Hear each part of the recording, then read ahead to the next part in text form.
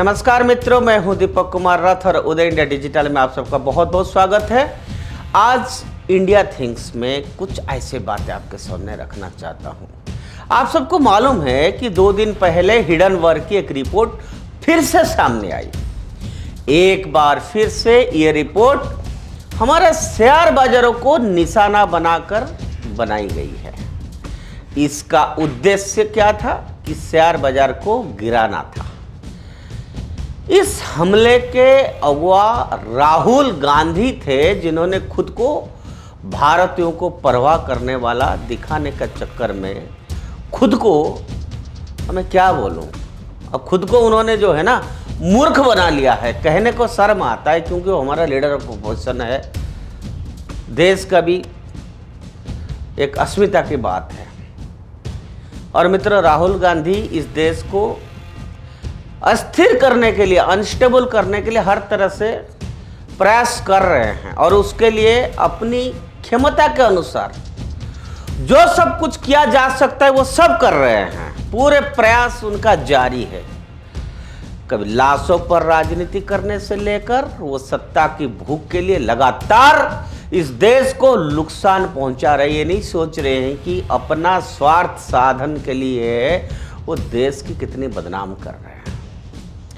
Hindenburg की report ने खुलासा किया है कि सेबी की चेयरमैन और उनकी पत्नी का अडानी समूह के कारोबार में निजी हित है और इसीलिए वे उसे बचाने की कोशिश कर रहे हैं। लेकिन सच्चाई यह है कि IIFL की पुष्टि की है कि जिस फंड से श्री और सुश्री बुच ने निवेश किया था, उसने अपने पूरे कार्यकाल में अडानी समूह के कोई निवेश नहीं किया।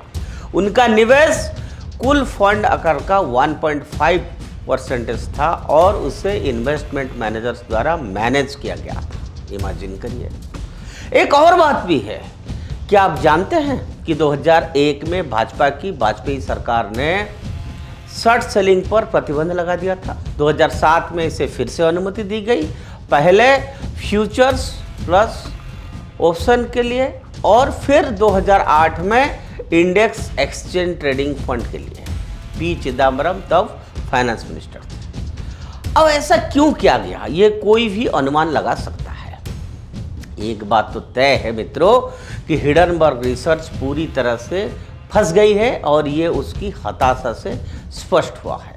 अगर कोई विस्तार से पढ़े तो कोई ऐसा पुष्का सबूत नहीं दे सकता है जो अडानी और माधवीपुरी बुच के बीच संबंध साबित कर सके। ये लेफ्टिस्ट इकोसिस्टम का एक क्लासिक सूट और स्कर्ट सिस्टम है।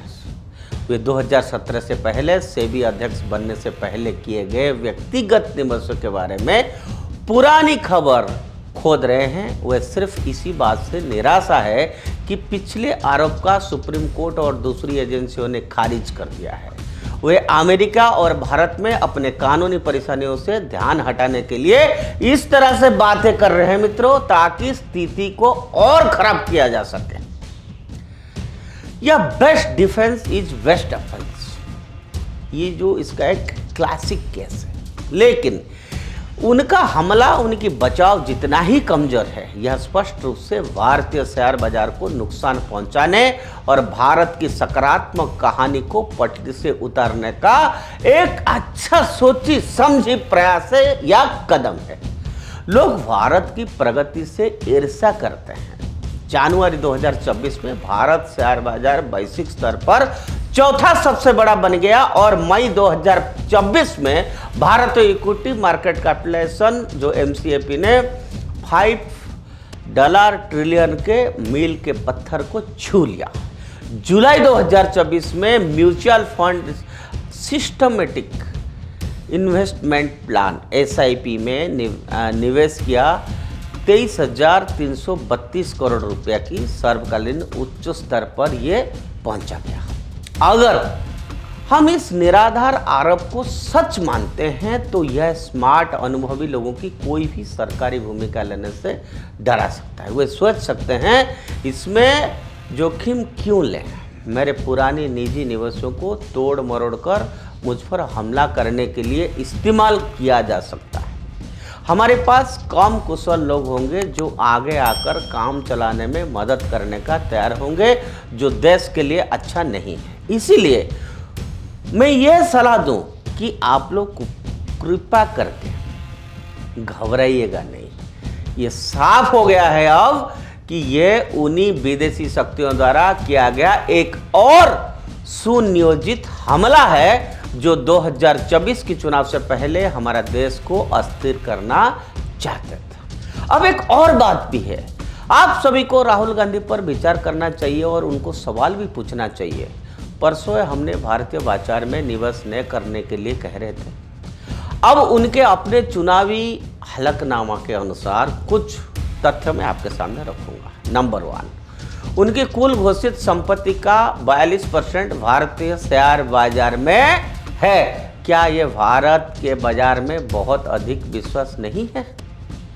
आप बताइए इस बात को। यह सवाल आप पूछिए उनको। ये गुमराह करने का जो राजनीति है, गोल गोल घुमाते हैं बातों को कि लोगों को समझना आए और कंफ्यूजन क्रिएट करे। उनके पास शेयर जो है 4.3 crore mutual fund, 3.8 crore gold bond जो कि 15 लाख है। तीसरा, राहुल गांधी की जो चल संपत्ति 2019 से कितना बढ़ी होगी आप सोचे होंगे? 59% बढ़ी है। अब इसका क्या मतलब है? कोई पूछना चाहिए कि नहीं चाहिए हमारा लीडर ऑफ अपोजिशन से? भारत की बाजारों की ताकत और विश्वसनीयता या नहीं है। अगर विश्वास नहीं है तो आप क्यों लगाए पैसा भाई?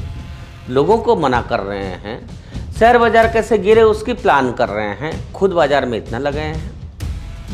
और इसीलिए श्री राहुल गांधी कृपया अपना उपदेश देने से पहले अभ्यास करें और भारतीय बाजारों से बाहर निकलने के लिए पहले अपने सभी निवेशों को बेच दें। वैसे भी भारतीय निवेशकों ने मोदी सरकार की छवि को नुकसान पहुंचाने के लिए बाजार में तबाही मचाने आपकी प्रचार और गलत साजिश को नज़रअंदाज कर दिया है। क्योंकि लोगों को, जिनको पता है, जो सीरियस इन्वेस्टर्स है, उनको तो समझ आता है झूठ क्या है सच क्या है। अब कल भारतीय निवेशकों ने बालक बुद्धि और उनकी हिडनबर्ग को एक जोरदार थप्पड़ मारा जब राहुल ने एक वीडियो बनाया और भारतीय निवेशकों से भारतीय शेयर बाजार से पैसा निकालने का अनुरोध किया ताकि भारतीय बाजार गिर जाए। तो उनके विदेशी दोस्तों ने उनकी बात सुनी और भारतीय शेयर बाजार से 4,680 करोड़ रुपया निकाल लिए। लेकिन उसी समय भारतीय निवेशकों ने बाजार में 4,477 करोड़ रुपए का निवेश किया और उन्हें बेअसर कर दिया। अब इसके कारण बाजार सपाट रहा और हिडनबर्ग, जो भारतीय बाजार में बड़ी गिरावट की उम्मीद कर रहा था, उनको भारतीयों से एक जोरदार थप्पड़ मिला। अब मैसेज जो है वो स्पष्ट है, क्लियर मैसेज है। आपकी साजिशों से जनता अब समझ गई है आपकी इरादा क्या है। आपकी सारी नापाक हरकतें अब बेनकाब हो रहा है। जनता को कांग्रेस और उसकी हरकतों के बारे में एक और हकीकत मैं बताना चाहता हूं। अभी हाल में वायनाड में भयंकर त्रासदी हुई। राहुल गांधी जी ने वायनाड गए, फोटो खिंचवाई और चले गए। कांग्रेस ने इस यात्रा का इस्तेमाल त्रासदी के नाम पर धन जुटाने के लिए किया, लेकिन उसे अपने निजी खर्चों में लगा दिया। ये फोटो अभी आपको दिखाएंगे। ये लाभ कमाने का कोई मौका नहीं छोड़ते, चाहे लोगों की कितनी भी तकलीफ क्यों न हो। ये इस बात का एक और उदाहरण है कि भ्रष्टाचार कांग्रेस के डीएनए में कितने गहराई तक समाया हुआ है। आप सोचिए, आप तय करिए, मैं आपको डाटा के साथ बता रहा हूं। अब जनता को जागरूकता होगा नहीं होगा तो जनता को नुकसान झेलना पड़ेगा और वो दिन दूर नहीं जब बांग्लादेश जैसे हालात इस देश में भी पैदा कर दिए जाए। मित्रों, ये बहुत बड़ी बात मैं कह रहा हूं, और ये कोशिश कब से चालू है। सलमान खुर्शीद जैसे वरिष्ठ कांग्रेसी नेता ये कह रहे हैं कि ऐसी स्थिति हम पैदा करेंगे, पावर में आने के लिए जो करना है हम कर लेंगे। सोचना जनता को है, आखिर भविष्य हमारे ही है, हमारे युवा के लिए, हमारे बच्चों के लिए है। ये गंभीर विषय है मित्रों। ऐसा विषय खुलकर डाटा के साथ सिर्फ उदय इंडिया आपके सामने रखता है, और इसीलिए मैं बार बार कहता हूं आप उदय इंडिया से जुड़िए, उदय इंडिया सब्सक्राइब करिए। फिर से मैं आपके सामने एक और विषय लेके हाजिर हो जाऊंगा जल्दी। अभी के लिए इतना। भारत माता की जय।